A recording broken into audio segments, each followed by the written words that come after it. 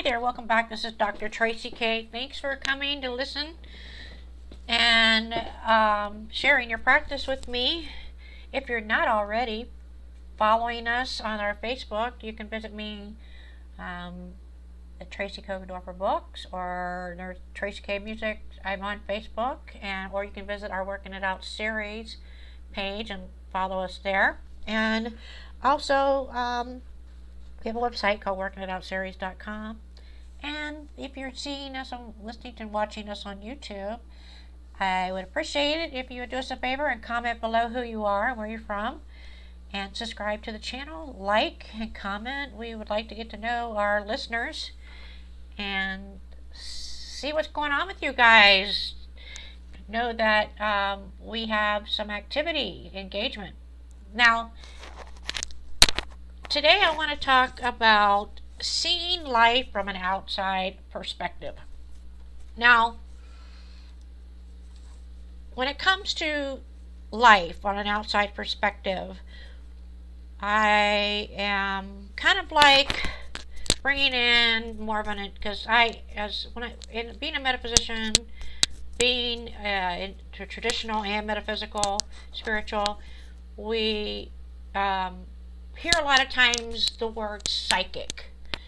And they use that psychic because that helps with the term for everything that's involved, or any of those who work in a job or it's actually a career. It's a practice, like a doctor or a chiropractor or orthopologist or a cardiologist.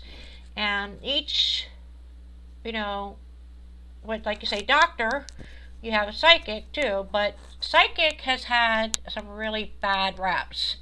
The word, if you don't know what the word psychic is, I'll give you a little bit definition of psychic. I love my Webster dictionary. I love Webster. I have my medical dictionary, and then I have my regular Webster. I have my Webster medical dictionary, and I have that, so I love that. So when you talk about the psychic definition, which is mostly looked at in a bad way, it's like, oh, that's just a joke, false, fake news, fake whatever, but it's just an entertainment way of basically talking about the area of the industry, where people with like a chiropractor, they call them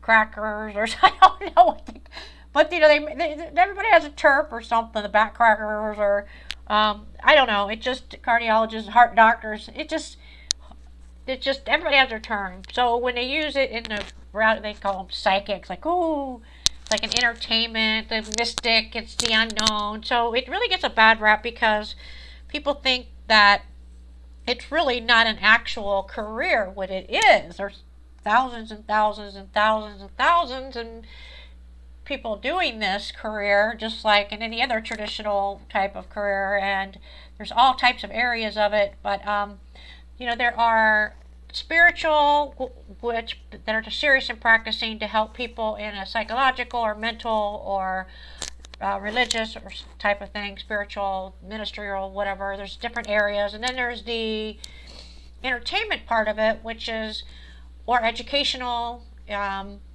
It's not set in stone. They're just basically getting guides and fun thing to kind of help you understand what's going on in your life, or just a fun little thing like about a love reading or a career. But in areas like mine, which is pretty serious, we actually go to many years of school, tons of diplomas. So it's just like going to be a doctor. You do residency, you do practice hours, you do internship and works. And I actually worked with companies in an internship that actually taught me how to get practice, where I actually had clients that came to me for advice when it came to their areas of their love or their health and fitness. And because even in a like fitness training, personal trainers, performance specialists, coaches, you have to have that intuitive skill. You have to have that expertise. You have to predict and strategize what's going on in order for things to be coming into a goal. It's no different when it comes to areas of your life. So psychic is an ESP type of deal. So it's relating to the soul or mind. The area of cognitive. Psychic actually is relating to inexplicable types of natural laws. And this is relating to the unknown. So that would be our subconscious, or it would be our emotional health, our spiritual health, our cognitive health, our psychological health, our intellectual. Psychiatry is psychic, it's about soul and mind. So it's denoting a bit, deliberating, representing. So that person, wherever their field is that they're, talk about, there's all areas. They could be clairvoyant, they can be clairaudience, they can be clairsentience, they can be medical intuitive, they can be spiritual holistic health doctors, they can be alternative doctors, acupuncture, acupressure, they can be a minister of some sort. Some of them could have more natural laws where they can do psychokinesis or pseudoscience type there's existence. So it's involving the claiming of where you can identify the information that's hidden from the normal senses. So I just want to get that right now, because you have to understand, just like anything, when you're looking at seeking guidance, you find what connects to you the most. You want to find the right person and what their field is, because everybody has certain expertise. So a lot of them use they like a radiologist provides radiology exams, testing exams. They use a tool, equipment. Same thing with people who use like tarot cards or use crystals or stuff like that, or sound vibration or music energy type things or stuff like that. And it can go even further to biofeedback, and that's an equipment that's very, very expensive. And there's to the point where there's find more things in regards to health and fitness, where you're trying to non-invasive procedures that are getting rid of using equipment, and they're practicing massage, or they're practicing and they're expert in the area of fat, tissue, blood, where you want to manipulate your body, which is all the unknown. And they have to be intuitive enough to understand how to read your body and find what equipment or whatever tool will be great and it could offer you so you can reach that goal. So it just is like in anything. Even traditional doctors have to have that somewhat of a psychic type of deal. Not all are like that. Basically, they rely on whatever. You have your areas. It just depends on how far their education and their expertise goes in their practice. So, but let me tell you something. When I talk about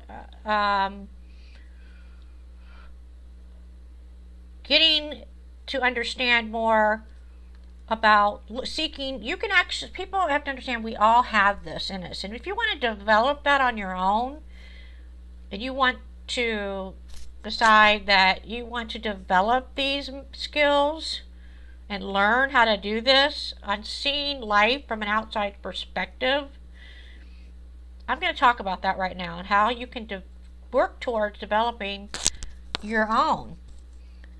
That is the point of which we can go into some actual methods. You can start using to develop your own psychic abilities or intuitive abilities to have to mention something first about the appropriate mindset that you must have in your pursuit for an experience, to understanding the perception of looking outside yourself and seeing life from an outside perspective. You have to discover ways to open yourself up to unlimited insight. One of the most effective paths is just to have fun with it, play with it. And there's so many fun little exercises you can do, and I might share one of those today on this episode. You will be much more successful if you play with so-called psychic abilities instead of working hard at it. And I'm the opposite. I'm a nerd. I'm a bookworm, so I'm just nerd. I like to learn. So, but I do enjoy, sharing some of the fun little exercises that can make it so it's not just like, I'm going back to school again. Many of the great thinkers throughout time would agree that every aspect of life is more enjoyable if you're operating from up the playground of the mind, so to speak. Now, next thing I want to talk about how to see life from an outside perspective is the art of paying attention.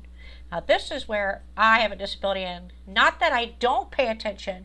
I do. I actually am forced to pay attention. I have a hearing disability that makes it really hard, but it makes me actually pay attention. Because sometimes I have to read lips. People might think I don't pay attention or I don't talk or I talk over them. That's because, not that I don't pay attention, it's the fact that I get delays.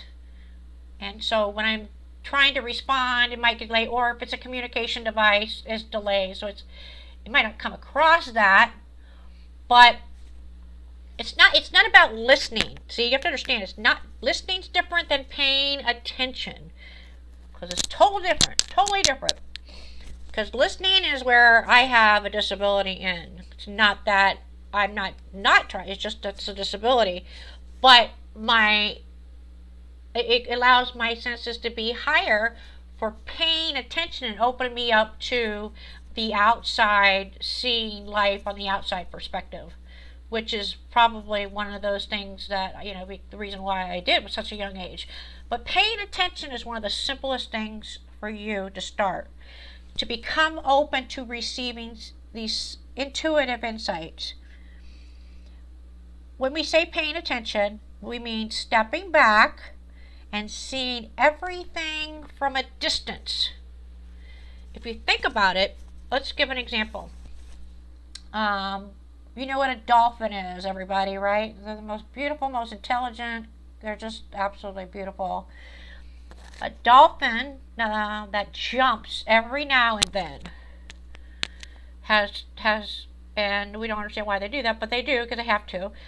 They do that. But it's what the reason why they're doing is they have to perceive the underwater life a little different from the rest of those guys down below. So anyways, how do I put this? You can apply paying attention in many ways. When you have a thought, because a dolphin, when you say you're a dolphin, it's tricky to get a greater understanding of what the water is. How I'm putting this is like, unless you jump out of it every so often, occasionally, right? How's that? That's a good way to put it. So, anyway, you can apply paying attention in many ways. When you have a thought, so let's just say, instead of just thinking it and then reacting to it, step back, watch it go by. Don't allow it to consume you. Just watch it go by. Like a line of words in a movie, or like a subtitle, like captions, like with me, a here page. On a blank movie screen or something, like captions or subtitles. Or maybe like a bubble floating by or something. How you find a way to see it. This allows you to begin to perceive at a higher level, instead of just being thought and just reacting to it. See, like an artist that is painting a huge painting. When an artist is up close to the painting, it is difficult for the artist to see anything except what is right in front of his or her face. I know because I'm an artist. So when the artist steps back and then, about 10 feet, trust me, I do those, like feet, it's then you could see what you're trying to portray to the outside world in a perspective. And so when I step back, when the artist steps back 10 feet, it then becomes possible for me to perceive the painting for what it is that I'm trying to portray, to see the whole product, the whole what it is. Amazing, so good, right? If you ever watch how, if you ever go on YouTube, if you're already watching this listening on YouTube, there's some, Gary, go watch how an artist is. I'm not a master artist, but I'm an artist in my own way. I paint and could put things into perspective. But others have their way, and they can teach you the most simplest things on how to make something that you wouldn't think when you're looking at it up close. You're like, what the heck is that? But when you step back, it's just like, whoa, now I see it, right? I get it. It's just, and it's like, whoa, how'd they do that, right? So that's what I'm trying to say. That's seeing life from an outside perspective. Another excellent time to play with this paying attention type of thing, exercise, is when you have an emotion. Step outside of it, take a look at it, observe where the sensation is within your body. Really analyze it. What the shape is, how it feels, what it's doing, if you have to give it a temperature, hot or cold. Is it dense? Is it spread out? Is it poking you? Is it stabbing you? Whatever it's doing, it exists in relation to the rest of your body or the room you're sitting in. That's the real challenge right there. So you might be able to figure it out within the body, but then you need to put that on where the room you're sitting in. Okay? So you have to play with these little games of paying attention the same way, just like you're like a little toddler plays with a new toy. A toddler doesn't think a whole lot about things, right? He or she doesn't even learn or hasn't learned how to think yet. So because they're so optimistic, they have no fear. So they're more, they go about in things always, and more in a joyful, creative, open, and curious manner. So when they're looking at a toy, it's about discovering what it is. There's an actual, when you say conditioning, there's a conditioning program. So for instance, if there's the toddler's playing with the toy and there's an actual no with this toy that they're playing with, and this conditioned and programmed that way, so it doesn't even exist yet. It is more like the experience of the toy for the toddler. But the toddler probably has little memory of the toy, but there's an encounter that portrays an emotion in the present moment, then that will be spaced in beyond their thoughts, and it will be, beyond their boundaries of their body. So the greatest awareness of who or what that toy is connecting to, how it made them feel. So it is also, it's the same way with you're dealing with a psychic ability or intuitive existing. You may receive a passing thought out of nowhere, or an emotional sensation of an image of something. This is how its processes work, but it has nothing to do with you. It could be relating to you, but it could also be giving you something coming towards you, or that reflecting, or that it's simple. It's basically a simple and easy, it's just like ridiculous on how important of this exercise is, because it's a critical step to take if you want to develop and sharpen your own intuitive abilities. Yes, there are more advanced methods of opening your ability, and that's like, program your mind, but this is like a little fun little exercise you can do. So I'm going to give you an example about I watched something about an actor describing an experience of paying attention, and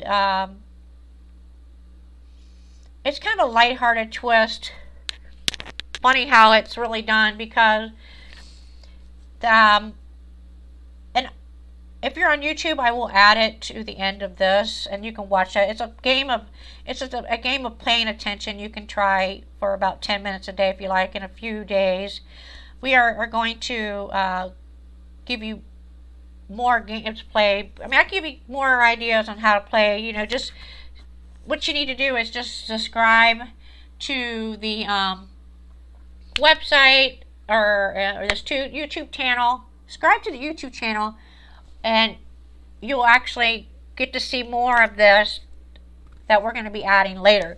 But until then, I'm going to go ahead and give you a little clips of this fun little. Hi, okay, so I'm going to just give you, I'm going to welcome this person, and I think you'll kind of know who they are already. And I'm going to let them explain to you their perspective about life on the outside, seeing life on the outside perspective. So I want to welcome this person, and I guess you got to be excited. So I'm going to welcome the real Jim Carrey and let him explain it to you, okay, guys? All right.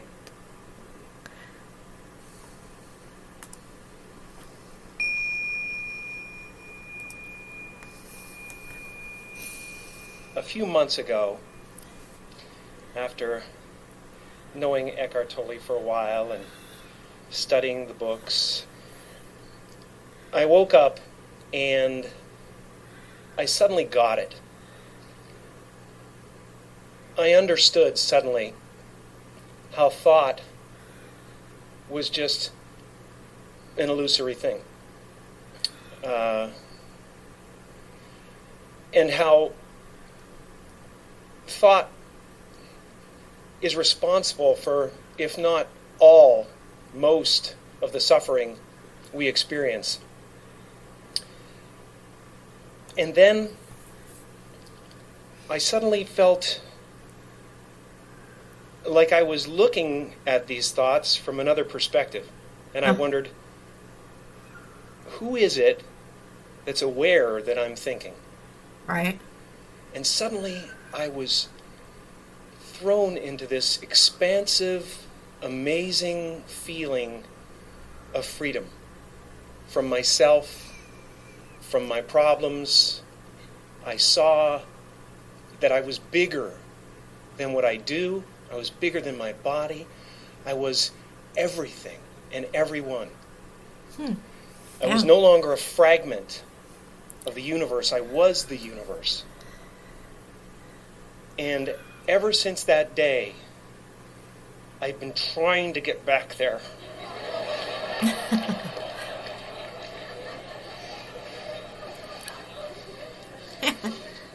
It comes and it goes. It's like riding a wave. Sometimes I'm on, sometimes I'm off.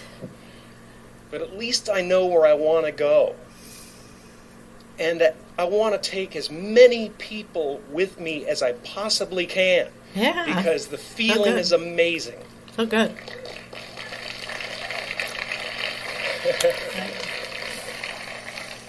You know, it's our intention. Our intention is everything. Nothing happens on this planet without it. Not one single thing has ever been accomplished without intention. So I started thinking about my life, and I started thinking about this conference and what we're about, and I looked back and I thought, well, I was two people my whole life. I was in the living room entertaining people, being a monkey, you know, doing my thing for the company, and trying to relieve my mother, who was suffering.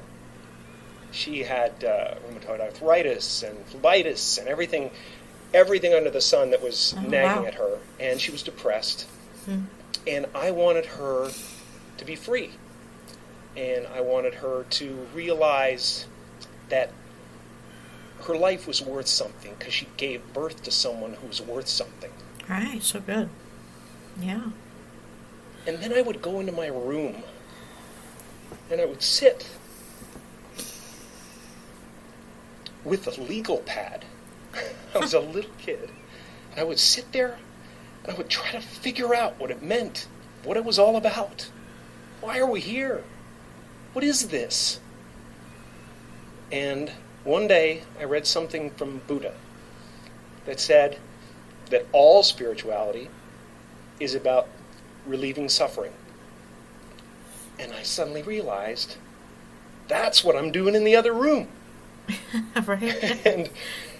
and I'm aligned. My purpose is aligned with this. So I felt incredibly lucky. I lose sight of that all the time. I get caught up in different concerns and ego concerns. But I'm so lucky to be a part of this community and to do something that is of value. So that's so true, so good. I agree with that. Thank you, Jim. That was Jim Carrey. That gave you an idea about seeing life on the outside perspective. All right, and there's so much more to that we could go into when it comes to when you understand about. As if, like Jim Carrey said, and I thank him for contributing to that. And it's just, he talked a lot more about that, but it's just like in that area of what I'm trying to discuss in regards to this is, he was pretty honest and candid and humble and about being openly enough about his lifelong pursuit in regards to being a meaning and a purpose. And, he talks more and about later on when we were on the event thing about awakening to the views, about seeing just exactly what I talked about. I talked about where where I say to you guys, do you notice how he mentioned in the conversation with him, he on the event, he talked about where, I just looked at the words across it. I stepped back. He mentioned he stepped back and he looked at it. He's like, oh, that's what I was doing. Oh, I get it now. And now I see. I see on the outside perspective because I'm out here trying to make a difference. He goes about and he talks more. And I'm not going to, because I didn't record everything when I was on the call, so it was like, where, he thinks, and this is his idea, where he thinks, well, we actually come by each other for a reason, and you actually set that into you were inside, and that's why you're all of a sudden put yourself there. Do you realize that you did that? And I'm like, no. Oh yeah, okay. And then I thought, well, yeah, okay, I get that because, I did that when I, went and took a risk and stepped outside to be like, well, I want to be. I've never been a producer. I went to do a short film. I want to get my message out there and make a difference somehow. And I actually, got into the point where I connected and where I never thought I would connect with certain people before. And I didn't realize, oh, did I do that? But I mean, it might have been fully, but at least it was, like he said, maybe you were too close to see that. But if you would have stepped back, and then I realized, oh, and I did step back later and looked, I'm like, oh, I get it now. I was supposed to do that, so thing, and I thought that made a difference because then I realized later on what it did later and how it changed perspective of how later on the next event went, and and I'm like, that's wild. And it was funny because when I was listening to him talk about that to me and to all of us, and he's like, and I said, and I remember, I look back and I think about that, and I remember walking across. And, these are messages and in your future stuff that's going to happen. I'm like, oh, that's right there. I pinpointed it. And I did, because then you're like a dolphin. Like I say, you're a dolphin. You have to jump out every so often to understand what's underneath what's going on underneath, you have to jump out and look outside, down a little bit, and like a dolphin. And I just like, wow. Now that's not his. That's actually from mine. So he didn't put that out. I actually am using that. So that's my thing. But he goes on. He talks about other examples and using us as an example and pointing to some of us that, did you realize? I'm like, yeah, I do. I mean, to me, I'm thinking, yeah, I do. I realize that. So that's what I'm trying to understand is, with that artistic ability, you use that, try to find that artistic ability so you can, because that was my thing. I always noticed, guys, is that my problem is that's why I always grew up, I knew, okay, well, I'm a detailed person. I mean, I'm a Virgo. I'm detailed, analytical, I want to do more surveys. Now I've learned, now I can see more of the big picture. And that's what I talk about in a previous episode, if you listen, which I talk about the inner vision screen. And if you want to learn about the inner vision screen, you go back and listen to it. That's talking about more lines of how to prospectively understand with that, so you can know where you're at to attract something in your life. And people don't realize that they have a lot of people call it the mind's eye. So if you don't remember that you go back, and it's the episode on the key to the secret of attraction, for romantic, for spiritually, romantically, and financially. And people don't realize what the actual key is, that it's not what you think on some of the things you've heard from the gurus. And then there's another episode I'm going to be talking about more about the inner vision screen. And so that kind of gives you an idea. And I'm going to, I think if you could probably find more on, if you want to listen to more about Jim Carrey from his past,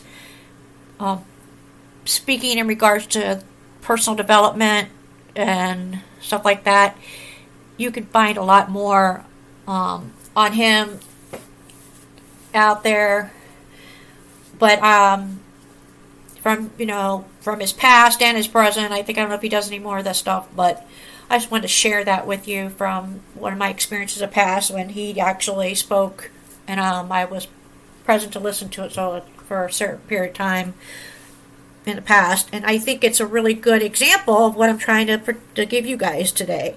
So I hope you understand, and let me say that I thank you for coming in. I would love to hear some feedback on some of the people that actually do practice this.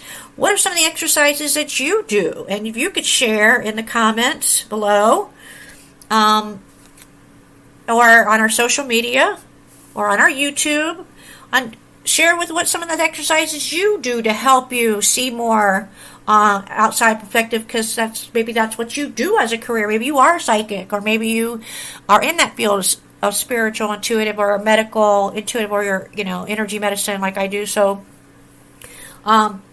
let's hear some more feedback on the exercises. There's so much more you can do. I'm just giving you one little small part that you could practice for those who are looking for exercises like that for spiritual fitness. Okay? But I would love to see what other people do. And I think if you are on our website, Working Out Series, you have ways, I'll post it on our Fun Stuff blog, and you can comment on there. I will try, and there's a membership area. If you're not a member, then you can't. You can just comment in the box. I'll post this on here. Okay? All right, everyone. I will talk to you later. This is Dr. Traci K, and with the Working It Out series. And I will see you on the next episode. Have a great day.